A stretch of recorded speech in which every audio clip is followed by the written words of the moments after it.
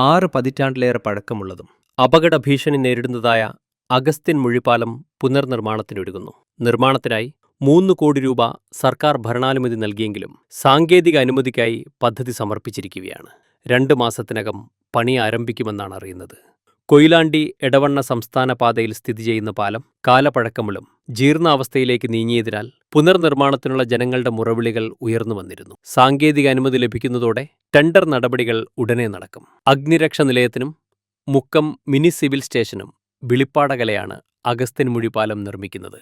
1961 നിർമ്മിച്ച പാലം അടിഭാഗത്ത് കോൺക്രീറ്റ് കമ്പികൾ ദ്രവിച്ച് അപകട ഭീഷണി നേരിട്ടുകൊണ്ടിരിക്കുകയായിരുന്നു. പലപ്പോഴും ഗതാഗത കുരുക്കിൽ വാഹനങ്ങളും ജനങ്ങളും വലയുന്ന പാലമാണിത്. വീതി കുറവായതിനാൽ പാലത്തിലൂടെ കാൽനടക്കാർക്ക് കടന്നു പോകണമെങ്കിൽ ജീവൻ പണയം വെച്ചു പോകണം. പുനർനിർമ്മാണം 14 മീറ്റർ വീതിയിലാണ് നടക്കുന്നത്. കിലോമീറ്ററിന് 4 കോടി രൂപ ചിലവഴിച്ച് എടവണ്ണ കൊയിലാണ്ടി സംസ്ഥാനപാത നവീകരിച്ചെങ്കിലും അപകട ഭീഷണി നേരിടുന്ന പാലം ആ സമയത്ത് നവീകരിക്കാനായില്ല. ഇതാകട്ടെ ഏറെ വിവാദങ്ങൾ ഉയർന്നു വന്നിരുന്നു.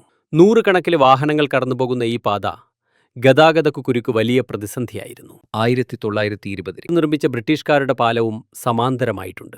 ബ്രിട്ടീഷുകാരുടെ കാലത്ത് ചരക്ക് വണ്ടികളും ബസ് സർവീസും പാലത്തിലൂടെ നടത്തിയിരുന്നത്. പിന്നീടാണ് തൊട്ടടുത്ത് തോടിന് കുറുകപ്പാലം നിർമ്മിച്ച് നാട്ടുകാർക്ക് തുറന്നു കൊടുത്തത്. ഇതോടെ ബ്രിട്ടീഷ് പാലം ചരിത്ര പൈതൃകമായി തുറന്നു.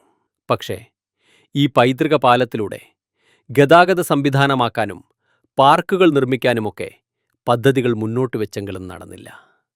ഇപ്പോൾ കാട് മൂടിക്കിടക്കുകയാണ്. പുതിയ പാലം നിർമ്മാണം എത്രയും പെട്ടെന്ന് ആരംഭിച്ച് പൂർത്തീകരണ പ്രതീക്ഷയിലാണ് ജനങ്ങൾ.